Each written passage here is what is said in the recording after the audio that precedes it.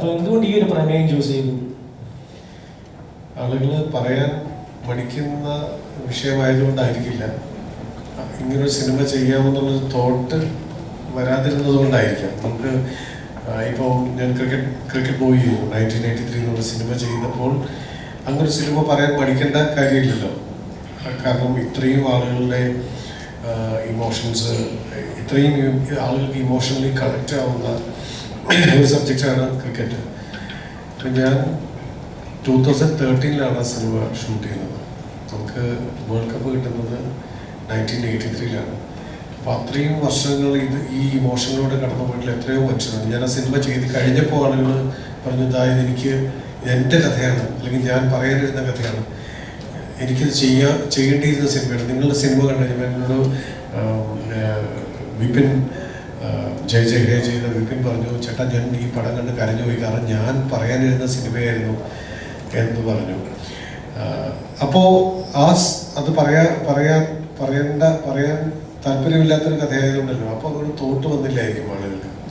Spa base ചെയ്തൊരു cinema ഒരു പക്ഷേ ചെയ്യാൻ ആരെങ്കിലുമൊക്കെ പ്ലാൻ ചെയ്തിരുന്നിരിക്കാം, അല്ലെങ്കിൽ ചിലപ്പോൾ അങ്ങനെ ചെയ്യുമായിരുന്നിരിക്കാം. അങ്ങനെ ഒരു തോട്ട് വന്നില്ല, അതുകൊണ്ടായിരിക്കും അത് ചെയ്യാതിരുന്നത്. അത് പറയാതിരിക്കേണ്ട ഒരു കാര്യമില്ല, അല്ലെങ്കിൽ അത് ബേസ് ചെയ്തൊരു കഥ കിട്ടിയിട്ടുണ്ടാവില്ലായിരിക്കും, അങ്ങനെ ഒരു തോട്ട് വന്നിട്ടുണ്ടാവില്ലായിരിക്കും. അതുകൊണ്ടായിരിക്കും ഇന്റർനാഷണലിലേക്ക് സ്പാ ബേസ് ചെയ്തിട്ടുള്ള സിനിമകൾ വന്നിട്ടുണ്ട്, ഹിന്ദിയിലും വന്നിട്ടുണ്ട്. പക്ഷെ വേറെ തരത്തിലുള്ള അതൊരു ഡാർക്ക് ചൈൽഡായിരുന്നു. ഒരു പെൺകുട്ടിയാണ്, അവളുടെ ഒരു സ്പാ തെറാപ്പിസ്റ്റായിട്ട് ജോലി ചെയ്യുന്ന ഒരു പെൺകുട്ടിയാണ് ഫാദറിനെ അന്വേഷിച്ചറിയുന്ന ഒരു കഥ. അനുരാ കശ്യപിൻ്റെ ഒരു സിനിമ വന്നിട്ടുണ്ട്. അത് കുറച്ചുകൂടെ ഒരു ഇമോഷണൽ കൈൻഡ് ഓഫ് കുറച്ചൊരു അക്കാഡമിക് സ്വഭാവമുള്ള ഒരു സിനിമയാണ്. ഞാൻ പക്ഷേ ഈ സിനിമയെ കുറച്ചുകൂടെ ഒരു ഫൺ, ഒരു ആളുകൾക്ക് തിയേറ്ററിൽ ഒരുമിച്ചിരുന്നിരിക്കുമ്പോൾ ഒരു തിയേറ്റർ എക്സ്പീരിയൻസ് കിട്ടാൻ വേണ്ടി ആളുകൾ ഒരുമിച്ച് ചിരിക്കാൻ വേണ്ടി ഒരുമിച്ച് ചിലപ്പോൾ ചിരിക്കുമായിരിക്കാം, ചിലപ്പോൾ ആളുകൾ ഒരുമിച്ച് തലയിൽ കൈവയ്ക്കുമായിരിക്കാം. അപ്പോൾ പലതരത്തിലുള്ള ഇമോഷൻസ്, ഇതൊരു ഭയങ്കര സാഡായിട്ടുള്ള ഇമോഷൻ, അത്തരത്തിലുള്ള സീക്വൻസുകളില്ല. പക്ഷേ ആളുകൾക്ക് ചിരിക്കുകയോ അമ്പരക്കുകയോ അല്ലെങ്കിൽ തലയിൽ കൈവയ്ക്കുകയോ ഒക്കെ ചെയ്യുന്ന തരത്തിലുള്ള സീക്വൻസുകളുള്ളൊരു സിനിമയാണ്. ആ സിനിമ എനിക്ക് അങ്ങനെ തോട്ട് വന്നപ്പോൾ ഞാൻ ചെയ്തതേ ഉള്ളൂ. ഇതെനിക്ക് 2015 എനിക്ക് ഇതുമായിട്ട് ബന്ധപ്പെട്ടൊരു ചെറിയ ഒരു തോന്നൽ വന്നതാണ്. ഈ സിനിമ കഴിഞ്ഞ 10 വർഷത്തിന് ശേഷമാണ് ഞാൻ സിനിമ ചെയ്യുന്നത്. അല്ലാതെ പെട്ടെന്നൊരു ദിവസം സ്പാ ബേസിലൊരു സിനിമ വന്നതല്ല. ഇതിങ്ങനെ വിത്ത് പാകി ഒരു 10 വർഷം എടുത്തു എന്ന് മാത്രമാണ് സിനിമ ചെയ്യാനായിട്ട്. ഇപ്പം ഈ ഒരു പേര് വെച്ചായാലും ഇപ്പൊ കമന്റ് ബോക്സിലൊക്കെ ഒരുപാട് ആളുകൾ വന്ന് അശ്ലീലമായിട്ടുള്ള കമന്റ്സും കാര്യങ്ങളൊക്കെ ഇടുന്നുണ്ട് അവഹേളിക്കാനായിട്ട് തന്നെ. അപ്പൊ അവരോടൊക്കെ ഈ സമയത്ത് എന്താണ് പറയാനുള്ളത്? അല്ല, നമ്മളൊരു കമന്റുകൾ ഇപ്പം നമ്മളൊരു സിനിമ ഒരു പോസ്റ്റ് ഇടുന്നു. ആ ഒരു സിനിമയുടെ പോസ്റ്റർ ഇടുമ്പോൾ തന്നെ ഈ സിനിമയെ കുറിച്ച് യാതൊരു ധാരണയില്ലാത്ത ആളുകൾ പറയും ഇത് പൊട്ടുന്നു, കമന്റ് വരും, ഇത് പൊട്ടും, ഇത് കൊള്ളത്തില്ല, ഇത് ഡിസാസ്റ്റർ ആയിരിക്കും. അല്ലെങ്കിൽ അങ്ങനെ ഒരു പാട്ട് ഇറക്കിയാൽ അല്ലെങ്കിൽ ട്രെയിലർ ഇറക്കിയാൽ അത് കാണുന്നതിന് മുൻപ് തന്നെ ജഡ്ജ് ചെയ്തിട്ട് പറയുന്ന ആളുകളോട് അവർ ചിലപ്പോൾ അതങ്ങനെ പറയുന്നതാണ്. നമ്മളത് ശ്രദ്ധിക്കേണ്ട ആവശ്യമില്ല. നമ്മൾ ചെയ്യുന്ന പ്രോഡക്റ്റ് നമ്മൾ സിനിമ ഇറക്കി വിടുന്നത്. ഞാൻ എത്രയോ വർഷങ്ങളായിട്ട് ഈ ഫീൽഡിൽ നിൽക്കുകയാണ്. അപ്പോൾ നമ്മൾ അങ്ങനെ പറയുന്ന ഒരു കമൻറ്റുകളും ശ്രദ്ധിക്കേണ്ട ആവശ്യമില്ല. അത് അവരുടെ തോന്നലാണെങ്കിൽ പറഞ്ഞുകൊള്ളട്ടെ.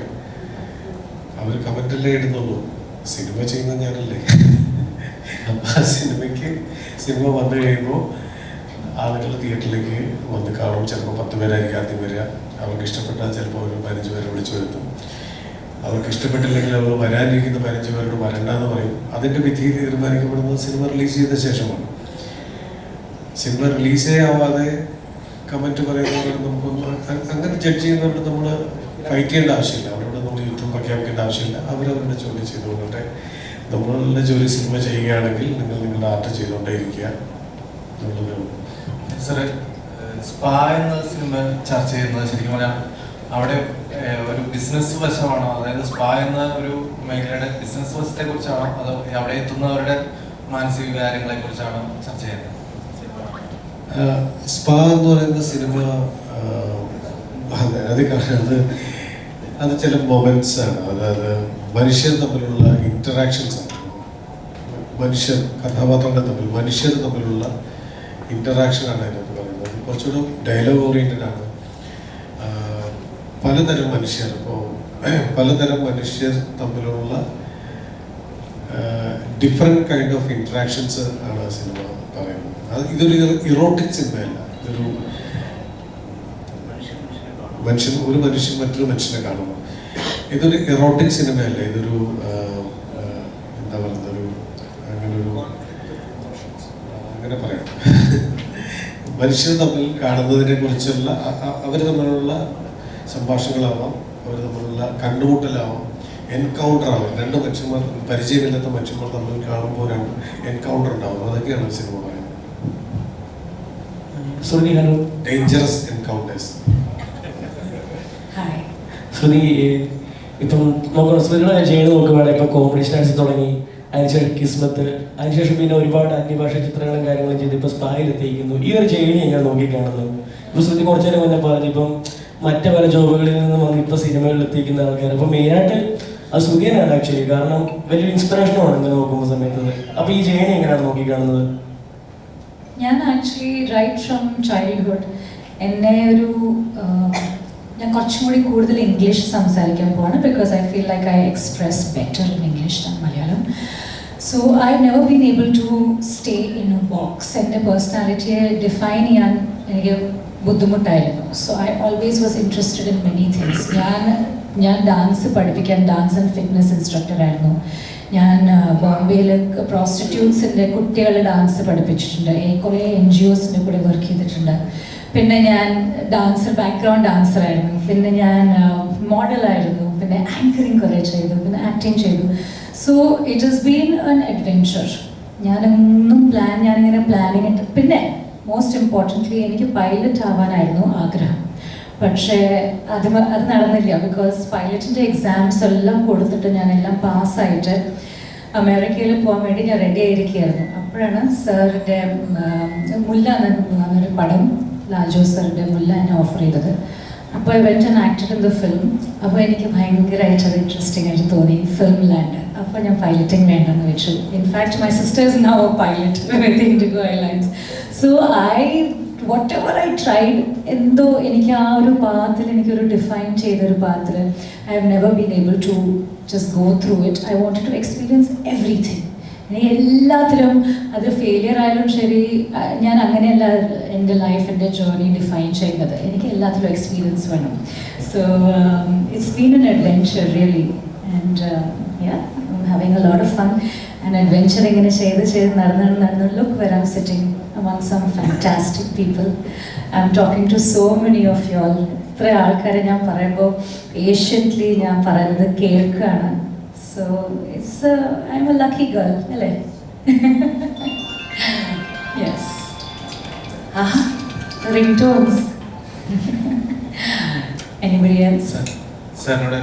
Sure. ഇപ്പം ഒരു തരത്തിൽ പറഞ്ഞു കഴിഞ്ഞാൽ സ്പാ കേന്ദ്രങ്ങളെല്ലാം ഒരു വിവാദ വിഷയമായിട്ടാണ് എല്ലാ ജനങ്ങളും കണ്ടുകൊണ്ടിരിക്കുന്നത്. അപ്പൊ ആ ഒരു ചിന്താഗതി ഈ സിനിമയെ ശരിക്കും ബാധിക്കുമെന്നൊരു പേടിയും കൂടെ ഉണ്ടായിരുന്നില്ല. കാരണം അവരെ കൂടെ ആകർഷിക്കണം, അവരെ കൂടെ നല്ല ഒരു മോശമിടമല്ല എന്നുള്ള രീതിയിലേക്ക് ചിന്തിച്ചാലല്ലേ ആ സിനിമ കാണാനുള്ള ഒരു ഇഷ്ടം വരുള്ളൂ. അപ്പൊ അങ്ങനെ എന്തുകൊണ്ട് ആ ഒരു പേടിയില്ലാതെ എടുക്കാൻ കാരണം? അല്ല, അങ്ങനെ നമ്മൾ ആലോചിക്കേണ്ട ആവശ്യമില്ല. ഗ്രേ ഷെയ്ഡ് ലൈഫിലുള്ളതൊന്നുമില്ല. മനുഷ്യർക്ക് ഗ്രേ ഷെയ്ഡ്സ് ഉണ്ട്. അതുപോലെ ഒരു കഥാസന്ദർഭത്തിന് അത് ഗ്രേ ഷെയ്ഡിലുള്ള സിറ്റുവേഷൻസ് വരുമ്പോഴാണ് അവിടെ കോൺഫ്ലിക്ട്സ് ഉണ്ടാകുന്നത്. ഞാൻ പറഞ്ഞു വരുന്നത്, ആളുകൾ അങ്ങനെ ചിന്തിക്കുന്നു. ഇങ്ങനെ ഇത്തരത്തിലുള്ള എക്സ്പീരിയൻസസ് ഉണ്ടാകുമ്പോൾ ആളുകൾ പറയുന്നത് ഇങ്ങനെയുള്ള സ്ഥലമാണ്, ഇങ്ങനെയുള്ള ഇടമാണ് എന്ത് പറയുന്നതല്ല പറയുന്നത്. നമ്മളൊരു ഫിലിം മേക്കർ എന്ന രീതിയിൽ അങ്ങനെ ആലോചിക്കേണ്ട കാര്യമില്ല. നമ്മളെ സംബന്ധിച്ചിടത്തോളം രസകരങ്ങളായിട്ടുള്ള അല്ലെങ്കിൽ ഇൻട്രസ്റ്റിംഗ് ആയിട്ടുള്ള അല്ലെങ്കിൽ കോൺഫ്ലിക്റ്റുകൾ ഉണ്ടാകാൻ സാധ്യതയുള്ള ഈ ഏരിയകൾ, മനുഷ്യൻ്റെ ജീവിതത്തിൻ്റെ ഏരിയകൾ, മനുഷ്യരുടെ കോൺഫ്ലിക്ട്സ് ആണ് നമ്മൾ പറയുന്നത്. മനുഷ്യരുടെ കോൺഫ്ലിക്ട്സുകൾ വരാൻ സാധ്യതയുള്ള ഇടങ്ങൾ തിരഞ്ഞെടുത്ത് അവിടുത്തെ മനുഷ്യരെ കുറിച്ച് പറയുന്നതാണല്ലോ ഒരു ഫിലിം മേക്കറിന് അതാണ് കുറച്ചുകൂടെ ഒരു കഥ പറയാൻ എളുപ്പം. സ്പായിൽ അങ്ങനെ ഒരു ലൈഫ് ഉണ്ടെങ്കിൽ, അവിടെ അത്തരത്തിലുള്ള കോൺഫ്ലിക്റ്റുകൾക്ക് സാധ്യത ഉണ്ടെങ്കിൽ, അവിടെ കഥാപാത്രങ്ങൾ പലതരത്തിലുള്ള കഥാപാത്രങ്ങൾ പ്ലേസ് ചെയ്യാനുള്ള സാധ്യത ഉണ്ടെങ്കിൽ, അല്ലെങ്കിൽ ഒരു കഥ ഉണ്ടാവാനുള്ള സാധ്യതയുള്ള സ്ഥലമാണെങ്കിൽ അങ്ങനെയാണ് നമ്മൾ ഒരു കഥയെ എടുക്കുന്നത്.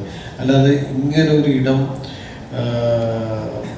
നമ്മൾ സൊസൈറ്റിയിലുള്ളതല്ലേ, സൊസൈറ്റിയിലുള്ള ഒരിടമാണ് അത്.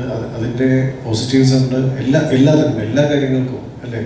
ഇപ്പം മനുഷ്യൻ്റെ നന്മയ്ക്ക് വേണ്ടി ഉണ്ടാകുന്ന മരുന്നുകൾ, ഡ്രഗ്സുകൾ, അത് ആ ഡ്രഗ്സിനെ മോശമായിട്ട് ഉപയോഗിക്കുന്ന ഇടങ്ങളുണ്ടല്ലോ. അപ്പോൾ ഇതിൻ്റെ ഒരു പോസിറ്റീവ് സൈഡ് ഉണ്ടാവും, ഇതിൻ്റെ ഗ്രേ ഷെയ്ഡ്സ് ഉണ്ടാവും, നെഗറ്റീവ് സൈഡ് ഉണ്ടാവും. ഇത് തമ്മിലുണ്ടാവുന്ന കോൺഫ്ലിക്ട്സ് ആണ് ഒരു കഥയെ മുന്നോട്ട് കൊണ്ടുപോകുന്നത്. മനുഷ്യർ തമ്മിൽ കൂട്ടിമുട്ടാൻ സാധ്യതയില്ല, അത്തരത്തിലുള്ള ഇടമാണ്. അല്ലാതെ ഇതൊരു അയ്യോ ആളുകൾ ഇത് വരാൻ സാധ്യതയില്ല, ഇത് കാണാൻ സാധ്യതയില്ലല്ലോ എന്ന് ഒരു ഫിലിം മേക്കർ ചിന്തിക്കേണ്ട കാര്യമില്ല. ഞാൻ അങ്ങനെ ഒട്ടുമേ ചിന്തിക്കുന്നില്ല. ഇപ്പൊ ആക്ഷൻ ഹീറോ ബിജു ആണെങ്കിലും ഒരു തരത്തിൽ ചിന്തിച്ച് കഴിഞ്ഞാൽ അതൊരു പരീക്ഷണമായിരുന്നു. അപ്പോൾ അതുപോലെ തന്നെ ഒരു പരീക്ഷണം എന്ന രീതിയിലേക്കാണോ ഈ സിനിമയിൽ കാണുന്നത്? എല്ലാ സിനിമയും പരീക്ഷണങ്ങളാണ്. പരീക്ഷണങ്ങൾ എന്ന് വെച്ചാൽ നമുക്ക് ഉറപ്പില്ല. ഒരു പരീക്ഷയിൽ പാസ്സായിട്ട് നമ്മൾ ആ ഉത്തരങ്ങൾ മുഴുവനും പിന്നീട് എഴുതി വയ്ക്കുന്ന ഒരു സംഗതിയല്ലല്ലോ ഇത്. എല്ലാം പുതിയതാണ്, നമുക്ക് അറിഞ്ഞുകൂടാ ഇത് എന്താണ് സംഭവിക്കാൻ പോകുന്നത്. ഇപ്പോൾ നമ്മൾ ഒരു സിനിമ ചെയ്തു, വിജയിച്ചു. ആ വിജയിച്ചത് അതേ ഫോർമാറ്റ്, അതേ കഥ, അതേ തിരക്കഥയിൽ ഉണ്ടാവുന്ന വരുമ്പോൾ ഇതെന്തിനാണ് ഇത് മറ്റേ സിനിമയിലെ ചോദിക്കും അല്ലേ. അപ്പോൾ നമുക്ക് ഉറപ്പുണ്ടായിരുന്നെങ്കിൽ ഇതിൻ്റെ വിജയ ശതമാനം ഇങ്ങനെയല്ല. ഒരു സിനിമയ്ക്ക് എപ്പോഴും വിജയ ശതമാനം 10% വിജയമുള്ളൂ. 90% പരാജയ സാധ്യതകളും 10% വിജയ സാധ്യതകളും മാത്രമുള്ള ഒരു ഇൻഡസ്ട്രിയാണ് സിനിമ. അപ്പോൾ ഓരോ കഥയും ഓരോ സിനിമയും നമുക്ക് ഇങ്ങനെ ഒരു പ്രോഡക്റ്റ് ഇല്ല. ഒരു പ്രാവശ്യം ഒരു പ്രോഡക്റ്റ് ഉണ്ടാക്കി അതിൻ്റെ കൂട്ട് എന്താണെന്ന് മനസ്സിലാക്കിയ ശേഷം വീണ്ടും അതുപോലെ ഒരു പ്രോഡക്റ്റ് ഉണ്ടാക്കുന്ന ഒന്നല്ലല്ലോ സിനിമ. ഒരു വേറെതരം ഒരു ക്രാഫ്റ്റ് അല്ല. ടെക്നിക്കലി എല്ലാം ഒരുപോലെ ആയിരിക്കും, പക്ഷേ അതിനൊരു ക്രാഫ്റ്റ് ഉണ്ടല്ലോ. ഈ ക്രാഫ്റ്റ് എന്ന് പറയുന്നത് പുതിയതാണ്. അതിനകത്തുള്ള കഥാസന്ദർഭങ്ങൾ, അതിൻ്റെ ഒരു ഗ്രാഫ് എല്ലാം വേറെയാണ്. അതുകൊണ്ട് എല്ലാ സിനിമകളും പരീക്ഷണങ്ങൾ തന്നെയാണ്. എൻ്റെ എല്ലാ സിനിമകളും പരീക്ഷണങ്ങളാണ്, ഈ സിനിമയും പരീക്ഷണമാണ്. കാരണം ആൾക്കാരെ ഇഷ്ടപ്പെടുത്താൻ വേണ്ടിയിട്ട്, അവരെ എൻ്റർടൈൻ ചെയ്യിപ്പിക്കാൻ വേണ്ടിയിട്ട്, അവർക്ക് കൂട്ടമായിരുന്ന് രസിക്കാൻ വേണ്ടിയിട്ടും ചിരിക്കാൻ വേണ്ടിയിട്ടും ഒക്കെ വേണ്ടിയിട്ട് ഒരു തിയേറ്റർ എക്സ്പീരിയൻസ് ആളുകൾക്ക് കൊടുക്കാൻ വേണ്ടിയിട്ട് ഉണ്ടാക്കിയൊരു സിനിമയാണ്. അതല്ലാതെ ഇതൊരു ഫിലോസഫിക്കൽ സിനിമയോ ഒരു ഇൻ്റലക്ച്വൽ സിനിമയോ ദുർഗ്രാഹ്യമായ സിനിമയോ ഒന്നുമല്ല. ഇത് ആളുകൾക്ക് കണ്ട് രസിക്കാൻ വേണമെങ്കിൽ രസിക്കാം, ചിരിക്കാം, വിമർശിക്കാം, ചർച്ച ചെയ്യാം, അതിനൊക്കെ സാധ്യതകളുള്ള സിനിമയാണ്. എല്ലാ സിനിമയെക്കുറിച്ചും ഞാൻ റിസർച്ച് ചെയ്യാതെ, കാരണം ഒരു എഴുത്തുകാരൻ എന്നുള്ള രീതിയിൽ ഒരു സിനിമാ സംവിധായകൻ ഒരു സെറ്റിൽ നിന്ന് ഷൂട്ട് ചെയ്യുമ്പോൾ ഇത് പെർഫോം ചെയ്യുന്ന ആക്ടേഴ്സ് ഞാൻ ഇങ്ങനെ തന്നെയാണോ പെർഫോം ചെയ്യേണ്ടത്, ഈ ഡയലോഗ് ഇങ്ങനെ ഈ കഥാപാത്രം ഡയലോഗ് പറയാൻ സാധ്യതയുണ്ടോ, അല്ലെങ്കിൽ ഈ കഥാപാത്രം ഇങ്ങനെ മൂവ് ചെയ്യാൻ സാധ്യതയുണ്ടോ, അല്ലെങ്കിൽ ഇങ്ങനൊരു സിറ്റുവേഷൻ വരാൻ സാധ്യതയുണ്ടെന്ന് പലതരം ചോദ്യങ്ങൾ ഈ സെറ്റിലുള്ള ആർട്ട് ഡയറക്ടർ നമ്മളോട് ചോദിക്കും. ഈ ആർട്ട് പ്രോപ്പർട്ടി ഇങ്ങനെ ഇരിക്കുന്നത് കൃത്യമാണോ, കറക്റ്റാണോ, ഇതിൻ്റെ ഡിപ്പാർട്ട്മെൻറ്റിലുള്ള ആൾക്കാർ, ഇതിൻ്റെ കോസ്റ്റ്യൂമിൻ്റെ ഡിപ്പാർട്ട്മെൻറ്റിലുള്ള ആൾക്കാർ, ആക്ടേഴ്സ്, ഇത് എഡിറ്റ് ചെയ്യുമ്പോൾ അല്ലെങ്കിൽ ഇതെല്ലാ സമയത്തും എല്ലാ ചോദ്യങ്ങളും എല്ലാ തരത്തിലുള്ള ടെക്നീഷ്യൻസും നമ്മളോട് ചോദിക്കും. ഇതിങ്ങനെയാണോ, ഇതിങ്ങനെയല്ലേ. അപ്പോൾ നമ്മൾ അതങ്ങനെ വേണ്ട, യെസ് ഓർ നോ ഒരു സംവിധായകൻ പറയണം. അത് തെറ്റായാലും ശരിയായാലും ആ യെസ് ഓർ നോ പറയണമെങ്കിൽ മിനിമം നമുക്കൊരു ധാരണ വേണം നമ്മൾ എന്താണ് ചെയ്യാൻ പോകുന്നത്, എന്തിനെ കുറിച്ചാണ് പറയാൻ പോകുന്നത്. ആ യെസ്സും നോയും നമ്മൾ അറിയാൻ വേണ്ടിയിട്ട് നമ്മൾ പഠിക്കുന്നു, അത്രേ ഉള്ളൂ. അത് ഈ സിനിമയെല്ലാം ഞാൻ എന്ത് സിനിമയെ കുറിച്ച് ചെയ്താലും ആ പഠനമില്ലാതെ ചെയ്യാൻ പറ്റില്ല. അല്ലെങ്കിൽ മൊത്തം എൻ്റെ ഇമാജിനേഷനിലുള്ള കാര്യമായിരിക്കും. ആ ഇമാജിനേഷനിലുള്ള കഥ പറയുമ്പോഴും ആ ലോജിക് വൈസ് ഉള്ള ആൻസേഴ്സ് പറയാൻ ബാധ്യസ്ഥനാണ്. അറിവില്ലാതെ പറ്റില്ല, അറിവ് ശേഖരിക്കാതെ പറ്റില്ല. ഇപ്പോൾ തിരുവനന്തപുരത്ത് വലിയൊരു റെയ്ഡ് നടന്നുകൊണ്ടിരിക്കുകയാണ് അവിടുത്തെ മേയറുടെ നേതൃത്വത്തിൽ. ഈ അധികം വൈകാതെ കൊച്ചിയിലേക്കും ഈ സ്പാ കേന്ദ്രങ്ങളിലേക്ക് റെയ്ഡിന് വലിയ സാധ്യതയുണ്ട്. അപ്പൊ ഈ ചിത്രം അതായത് ബിസിനസിന്റെ രണ്ട് സൈഡുണ്ടല്ലോ, മോശം രീതിയിൽ നടത്തുന്നവരുണ്ടാവും, നല്ല രീതിയിൽ നടത്തുന്നവരുണ്ടാവും. ഈ ചിത്രം സ്പാ ഇൻഡസ്ട്രിക്ക് പോസിറ്റീവ് ആവോ അത് നെഗറ്റീവ് ആവോ റിലീസായി കഴിഞ്ഞാൽ അങ്ങനെ ചിന്തിച്ചിട്ടുണ്ട് എപ്പോഴും? ഇതൊരു സിനിമയായിട്ട് മാത്രം കാണേണ്ട ഒന്നാണ്.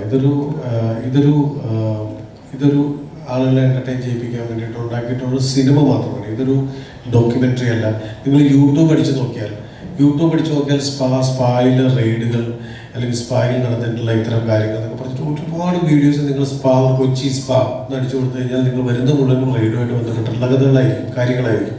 അങ്ങനെ എത്രയോ വാർത്തകൾ യൂട്യൂബിൽ കിടക്കുന്നു, എത്രയോ കാര്യങ്ങൾ എത്രയോ പ്രാവശ്യം വീഡിയോയിൽ വന്നിരിക്കുന്നു. എല്ലാ മാധ്യമങ്ങളും പലപ്പോഴായിട്ട് വാർത്തകൾ കൊടുത്തിട്ടുള്ളതാണ് സ്പായെ സംബന്ധിച്ചിട്ടുള്ള കാര്യങ്ങളെല്ലാം. സ്പായുടെ ഗ്രേ ഷെയ്ഡ്സിനെ മെൻഷൻ ചെയ്തിട്ടുള്ള പല കാര്യങ്ങളും പറഞ്ഞിട്ടുണ്ട്. എൻ്റെ പോസിറ്റീവ്സ് പറഞ്ഞിട്ടില്ലായിരിക്കും, നെഗറ്റീവ്സ് ഇഷ്ടംപോലെ പറഞ്ഞിട്ടുണ്ട്. അപ്പോൾ സിനിമ വന്നു കഴിയുമ്പോൾ ആളുകൾ ചിലപ്പോൾ ഇതിനെ ചിരിക്കുമായിരിക്കും. എന്തായാലും യൂട്യൂബിൽ വാർത്തകളിൽ വന്നിട്ടുള്ളത് അത്രയും ഞാൻ പറഞ്ഞിട്ടില്ല. പക്ഷേ സ്റ്റിൽ സിനിമ ഒരു വലിയ മാധ്യമമായതുകൊണ്ട് ഇതിനെക്കുറിച്ചുള്ള ചർച്ചകൾ വന്നേക്കാം. ഇത് സ്പായെക്കുറിച്ച് മാത്രമല്ല, സൊസൈറ്റിയിലുള്ള മനുഷ്യന്മാരെക്കുറിച്ച്, മനുഷ്യരുടെ ഹിപ്പോക്രസിയെക്കുറിച്ചൊക്കെ സംസാരിക്കുന്നുണ്ട്, സമൂഹത്തെക്കുറിച്ചേ സംസാരിക്കുന്നുണ്ട്, സ്പായെക്കുറിച്ച് മാത്രമല്ല. പിന്നെ അത്തരത്തിൽ ഒരു സ്പായിൽ ഇപ്പോൾ തിരുവനന്തപുരത്ത് റെയ്ഡ് നടക്കുന്നു, അല്ലെങ്കിൽ തിരുവനന്തപുരത്ത് ഇത്തരത്തിലുള്ള റെയ്ഡ് നടക്കുന്നു, അല്ലെങ്കിൽ ഇനി അത് കൊച്ചിയിലേക്ക് റെയ്ഡ് വന്നേക്കാം. അത്തരത്തിലുള്ള കാര്യങ്ങൾ ഭയക്കുന്നുണ്ടോ ഇല്ലയോ എന്ന് സംസാരിക്കേണ്ടത് ഒരുപക്ഷെ ഈ സ്പാ നടത്തുന്ന ആൾക്കാർ കുറച്ചുകൂടി ബെറ്ററായിട്ട് സംസാരിക്കാം. ഇവിടെ സുകേഷ് സ്പാ നടത്തുന്ന ആളാണ്. സുകേഷിന് എന്തെങ്കിലും പറയാനെങ്കിൽ താങ്കൾക്ക് സുകേഷിനോട് ചോദിക്കാം. ഞാൻ സിനിമയെക്കുറിച്ചാണ് പറയുന്നത്. സുകേഷ് എന്തെങ്കിലും പറയണ്ട. എനിക്കൊരു സ്പാ ഓർഡർ ചെയ്തതിനെക്കുറിച്ച് ഇതുവരെ എവിടെയെങ്കിലും സംസാരിച്ചതായിട്ട് ഞാൻ കണ്ടിട്ടില്ല, എൻ്റെ ഓർമ്മയിലില്ല. നിങ്ങൾക്ക് വേണമെങ്കിൽ സുകേഷിനോട് ചോദിക്കാം. സുകേഷ് എണീറ്റ് തോന്നല്ലേ? ഹലോ സുകേഷ്, ഇതുപോലൊരു ജേർണലിസം സുകേഷ് ഞാൻ ഓക്കെ. ഇവർക്ക് എനിക്ക് തോന്നുന്നു ഒരു പ്രൊഫഷണൽ സ്പാ ഓണർ എന്നത് ഒറ്റയ്ക്കും ഒരു സ്പാ ഓണറിനെ തന്നെ ചിലപ്പോൾ കണ്ടു കാണില്ല. നമ്മളെപ്പോഴും വാർത്തകളിൽ കുറെ ഇങ്ങനെ കേൾക്കുന്നതാണ് അല്ലേ. എൻ്റെ പേര് സുകേഷ്. ഞാൻ 2010 മുതൽ ഇവിടെ എറണാകുളത്തുണ്ട്. ഞാൻ IT മേഖലയിലായിരുന്നു. ബാംഗ്ലൂർ, അതുപോലെ തന്നെ ട്രിവാൻഡ്രം ടെക്നോ പാർക്ക്, അതേപോലെ തന്നെ ഇവിടെ 2014 മുതൽ I been running A IT services company called Digital Solutions, and I started SPA in 2019. So I was also a consultant with the United Nations as an online strategy consultant. I have worked in various different fields when it comes to online strategy and communication. So ഞാൻ ആദ്യമായി ഒരു സ്പായിൽ കയറുന്നത് ഞാൻ 2010 ഞാൻ techno പാർക്കിൽ work ചെയ്യാം. ബാംഗ്ലൂരിൽ നിന്ന് ടെക്നോ പാർക്കിലേക്ക് വന്നു. അപ്പോൾ ഞാൻ എന്നിട്ട് 2010 എനിക്കൊരു ഫ്ലൈറ്റ് മിസ്സായി. അപ്പോൾ ഞാൻ ബാംഗ്ലൂർ എയർപോർട്ടിലാണ് ഇങ്ങനെ കറങ്ങി നടക്കുകയാണ്. അതായത് 5-6 മണിക്കൂറുണ്ട്. അവർ എനിക്കൊരു വേറെ ടിക്കറ്റൊക്കെ തന്നു. ഞാൻ ഇങ്ങനെ കറങ്ങി നടക്കണം, എന്ത് ചെയ്യും ഈ സമയം കൊണ്ട്. അപ്പോൾ അങ്ങനെയാണ് ഞാൻ അവിടെ ബാംഗ്ലൂർ എയർപോർട്ടിൽ ഒരു സ്പാ ഉണ്ട്, O2 സ്പായാണ്. ഇന്ന് ആ ബ്രാൻഡ് ഇന്നില്ല, വേറൊരു ബ്രാൻഡിലാണ് അവർ. അപ്പോൾ ഞാൻ മടിച്ച് പേടിയോടെ, കാര്യം നമ്മൾക്ക് അന്ന് ഞാൻ ഇൻകമൊക്കെ വളരെ പ്രശ്നത്തിലാണ്, ക്രെഡിറ്റ് കാർഡിലാണ് ഓടിക്കൊണ്ടിരിക്കുന്നത്. മടിച്ച് ഞാൻ ആ സ്പായിലേക്ക് കയറി ചെന്നു. അപ്പോൾ ഇവിടെ എന്തൊക്കെയാണ് പരിപാടി എന്ന് ചോദിച്ചു, മെനു ഒക്കെ ചോദിച്ചു. അപ്പോൾ ഇവര് ഫുഡ് മസാജ്, ഹെഡ് മസാജ് അങ്ങനെയൊക്കെ ഉണ്ട്. നമ്മൾ ഇതിനു മുമ്പ് മസാജ് ചെയ്തിരിക്കുന്നത് ഇപ്പോൾ ഗ്രാൻഡ് ഫാദറൊക്കെ ഉണ്ടായിരുന്നു വീട്ടിൽ. അപ്പോൾ കുഴമ്പൊക്കെ കാലിൽ തേച്ച് കൊടുക്കും, നിങ്ങളൊക്കെ പറഞ്ഞിട്ടുണ്ടാവും അല്ലേ. അങ്ങനെ തേച്ച് കൊടുത്താലാണ് എനിക്ക് ഈ പരിപാടി ഇതുവരെ ഞാൻ കണ്ടിട്ടേ ഇല്ല. അപ്പോൾ ഞാൻ പറഞ്ഞു ഓക്കെ ഫുഡ് മസാജ് ആവാം, മെനു നോക്കി ഫുഡ് മസാജ് ആവാം. ആൻഡ് ആ moment actually change my life. അതായത് എൻ്റെ സ്പായിൽ ഞാൻ പറഞ്ഞത് every one deserves A good massage എന്നാണ്. ദ മൂമെന്റ് ദാറ്റ് ആ ട്രെയിൻഡ് തെറാപ്പിസ്റ്റ് ടച്ച് ചെയ്യുന്ന മുതൽ ആ ഒരു 45 minutes I was literally sleeping. അന്നാണ് ഞാൻ ആക്ച്വലി സ്പാ എന്താണെന്ന്, ആക്ച്വലി എന്താണ് ഒരു experience every one should get എന്നുള്ളത് ഞാൻ അന്നാണ് കാണുന്നത്.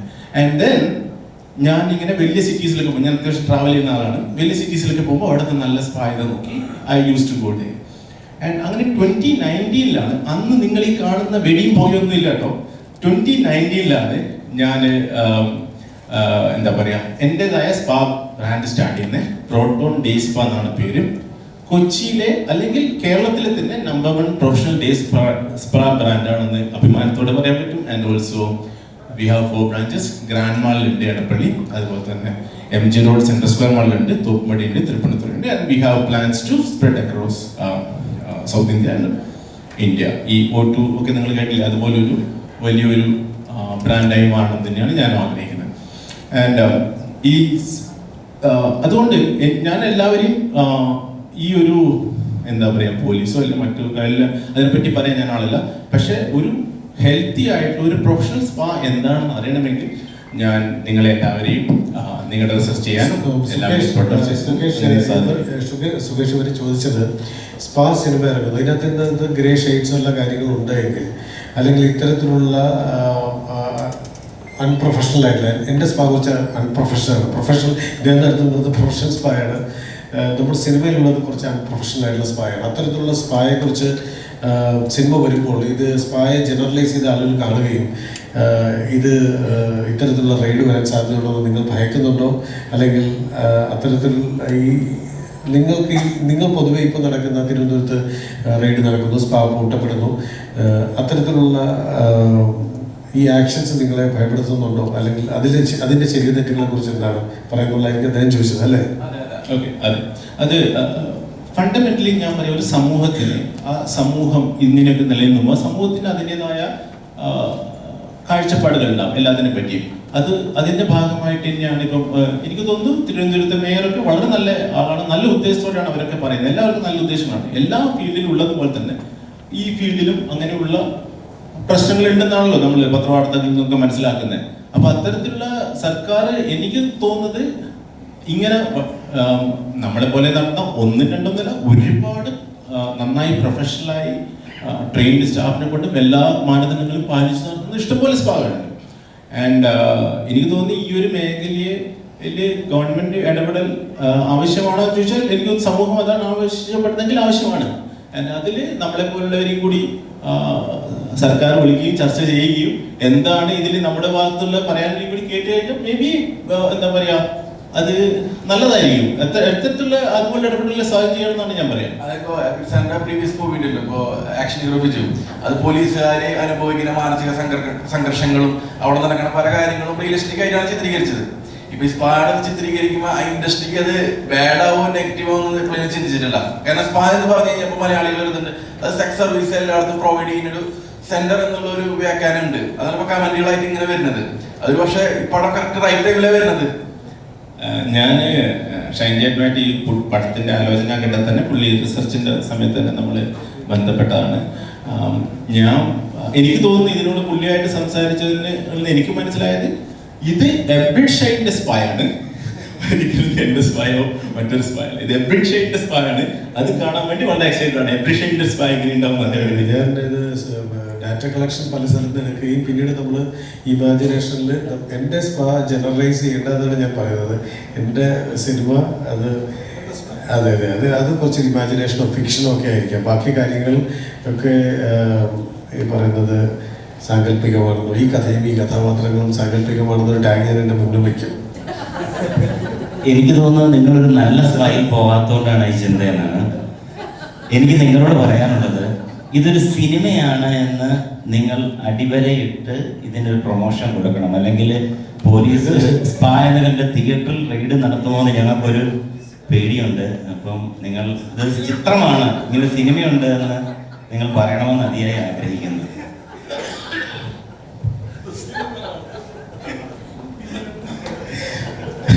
ജോജി ജേർണലിസം കഴിഞ്ഞ ആളാണ്. അതെ, ഇവർ രണ്ടുപേരും ജേർണലിസം കഴിഞ്ഞ ആൾക്കാരാണ്.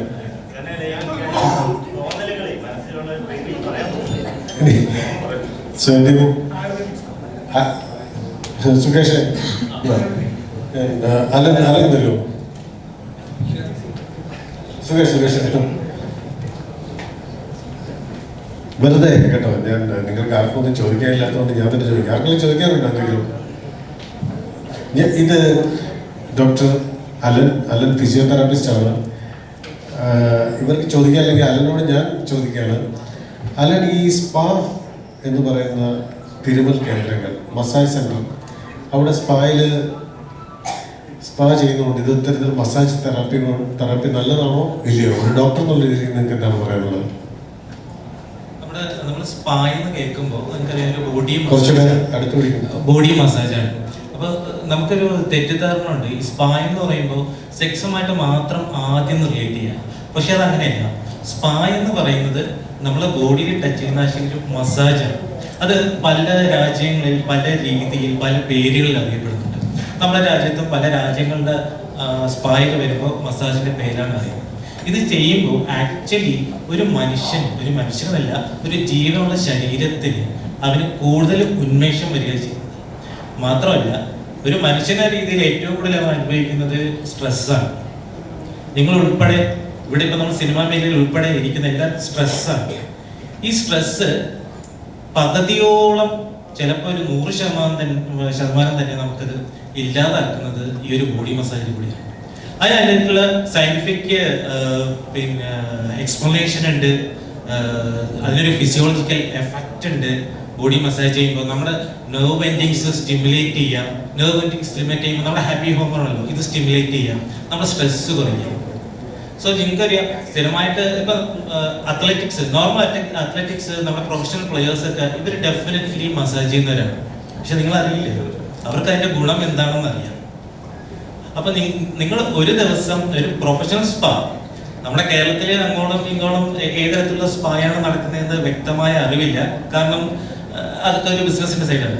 പ്രൊഫഷണൽ സ്പാ എന്ന് പറയുന്ന ഒരു ബോഡി മസാജ് നിങ്ങൾ ഒരു ദിവസം അപ്ലൈ ചെയ്ത് കഴിഞ്ഞാൽ നിങ്ങളുടെ ശരീരത്തിലും നിങ്ങളുടെ മനസ്സിലും ഉണ്ടാകുന്ന വ്യത്യാസം നിങ്ങൾക്ക് മനസ്സിലാക്കാൻ പറ്റും. നിങ്ങൾ കുറച്ചും കൂടി നിങ്ങൾ എന്താ പറയാ ശ്രദ്ധാലുവായി നിങ്ങളുടെ ജോലികളിൽ.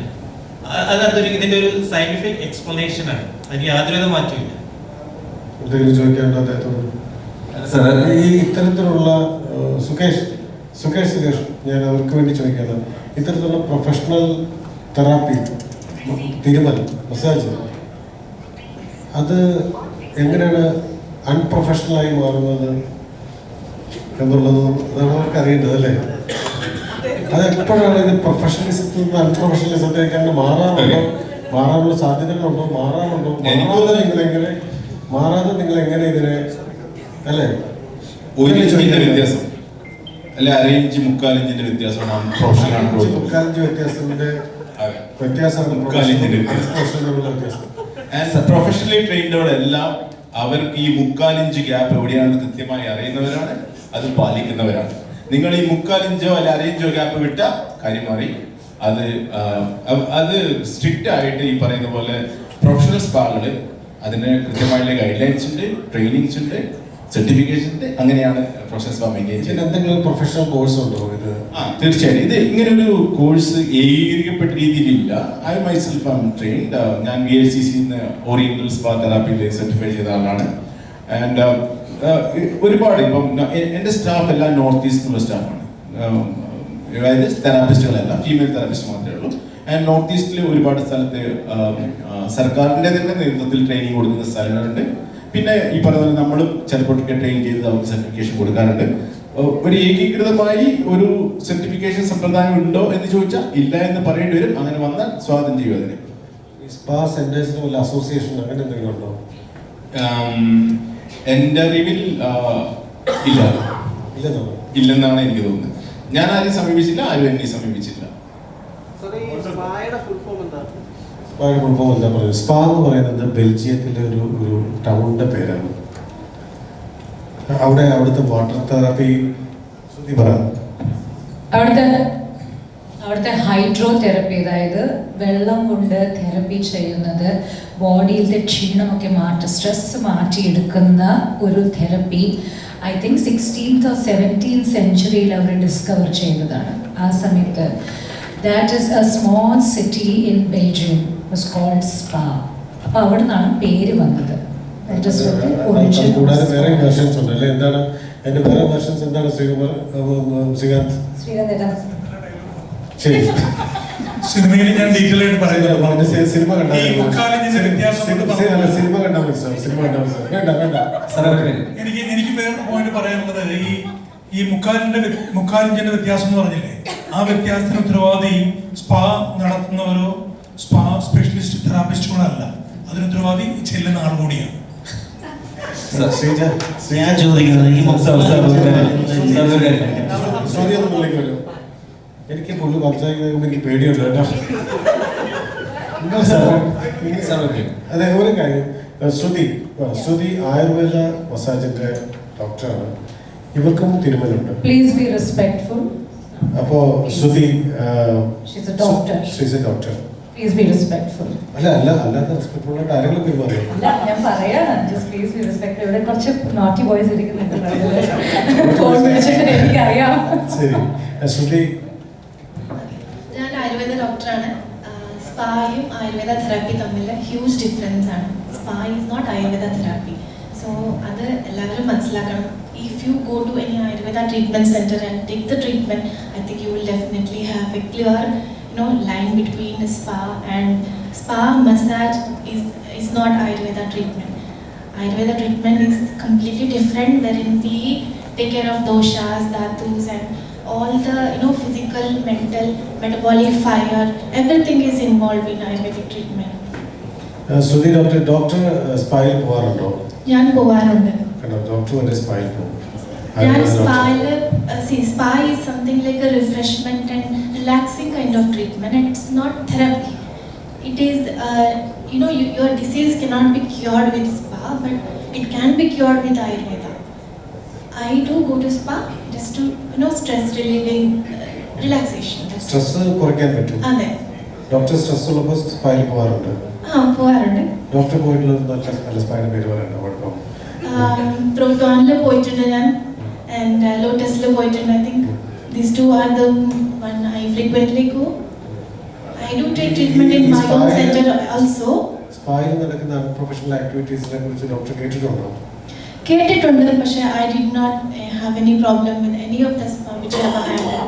ഇന്ത്യയിൽ പോയിട്ടുണ്ട്, ശ്രീലങ്കയിൽ പോയിട്ടുണ്ട്, ഇന്തോനേഷ്യയിൽ പോയിട്ടുണ്ട്, തായ്ലാൻഡിലും പോയിട്ടുണ്ട്.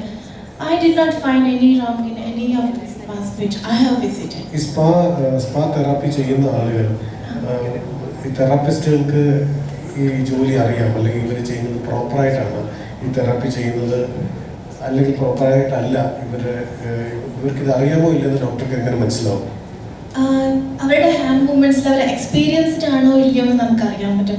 എല്ലാവരും പഠിച്ചിട്ടാണ് അറിയുന്നത്, but the experience may be 5 years 10 years experience ആകുമ്പോഴത്തേക്ക് their hand will move in different, they'll have a different technique of treatment. It is not that you learn from a school, it is all practice.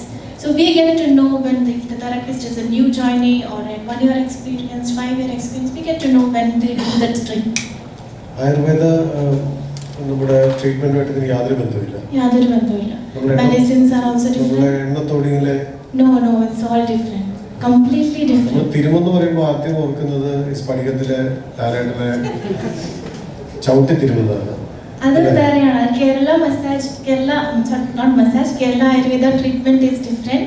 There is a technique called Kalari. I am not very well experienced in that, and I don't know much about it. I think someone else who know about it can explain it well.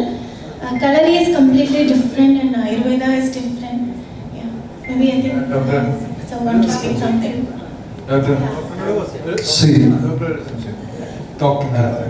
നമ്മളിപ്പം നമ്മുടെ കേരളത്തിലാണെങ്കിലും പുറത്തുനിന്ന് ഇപ്പം ഏറ്റവും latest ആയിട്ടുള്ള ഒരു Epstein ഫയൽസിലേക്ക് പോലും ഈ പറഞ്ഞ കേരള മസാജ് എന്ന് പറഞ്ഞ് പരാമർശിച്ചിട്ടുണ്ട്.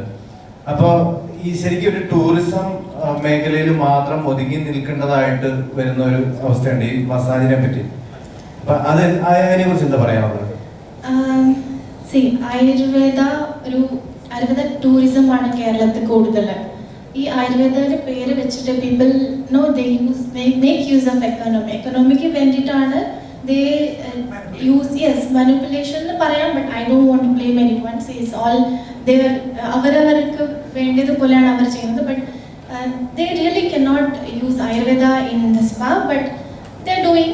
I don't have any problem. Nobody will have a problem. But Ayurveda is different. That's all. ഇതിൻ്റെ ഒരു ചെറിയൊരു എക്സ്പീരിയൻസ് അന്നത്തെ ഡോക്ടർ ചോദിച്ചു ഈ ചവിട്ടി തിരുമലിൻ്റെ കാര്യം. I have experienced in Peringode Poonkuli മനക്കിൽ ചവിട്ടി തിരുമുന്ന ആളുകളുണ്ട്. അവർ തിരുമുന്ന സമയത്ത് ഒരു കയറ് കെട്ടി തൂക്കിയിട്ട് ആ കയറിന് മുകളിൽ പിടിച്ചിട്ടാണ് അവർ ഈ കാലിൻ്റെ തള്ളവിരൽ വെച്ചിട്ടാണ് ആ പ്രഷർ കൊടുക്കുന്നത് ഫുൾ ബോഡിക്കകത്ത്. അപ്പം ഇതിൻ്റെ ഈ കയ്യിൻ്റെ മുകളിലാണ് ഒരു ഫുൾ ബോഡി ബാലൻസ് ചെയ്തുകൊണ്ട് ഈ തള്ളവിരലിൽ കൂടിയാണ് നമ്മുടെ ബോഡിയിലത്തെ ഓരോ പോർഷനെയും പ്രസ് ചെയ്ത് പോകുന്നത്. അതുപോലെ തന്നെ ഇങ്ങനെ ചവിട്ടി തിരുമുന്നവരുടെ ഒരു പ്രത്യേകത എന്ന് പറഞ്ഞു കഴിഞ്ഞാൽ കുറേ കാലം കഴിയുമ്പോഴത്തേക്കും ഇവരുടെ കണ്ണ് സ്ക്വിഡായി കിട്ടും. അത്രയും കോൺസെൻട്രേഷനാണ് അവർക്ക്. അവിടെയുള്ള ഒരു ഉച്ചിലാരനെ അറിയാൻ ഞാൻ പേര് പറയുന്നില്ല. He got sometimes his eyes will be ഇങ്ങനെ അയക്കണം, അങ്ങനെ നോക്കിയിട്ടാണത്. സോ ഇതിൻ്റെയൊക്കെ ഒരു പ്രൊഫഷണൽ രീതിയുണ്ട്. അതിനെ നിങ്ങളൊരു വെറുതെ സ്പാ എന്ന് പറഞ്ഞിട്ട് വേറൊരു രീതിയിലോട്ട് കൊണ്ടുവരാം. അത് ഇംഗ്ലീഷ് പറയുമ്പോൾ സ്പായായി, ഇവിടെ ചവിട്ടി തിരുമലായി. സോ നമുക്കത് എടുക്കേണ്ടത് പോസിറ്റീവ് ആണെങ്കിൽ പോസിറ്റീവോട് എടുക്കാം. ഇവിടെ പല പബ്ബുകളുണ്ട്. പബ്ബുകളെല്ലാം നന്നായിട്ടൊരു പബ്ബ് പോലെ മ്യൂസിക്കും കാര്യം പോകുന്നുണ്ട്. ചിലത് ഡ്രഗ് വെക്കുന്നുണ്ട്. സോ ഇതെല്ലാം പേരത് തന്നെയല്ലേ. അപ്പോൾ അതുകൊണ്ട് ഈ സ്പാ എന്ന് പറയുന്നത് നമ്മൾ we are not showing bad side or good side. ഇത് every shines spa, it's a cinema.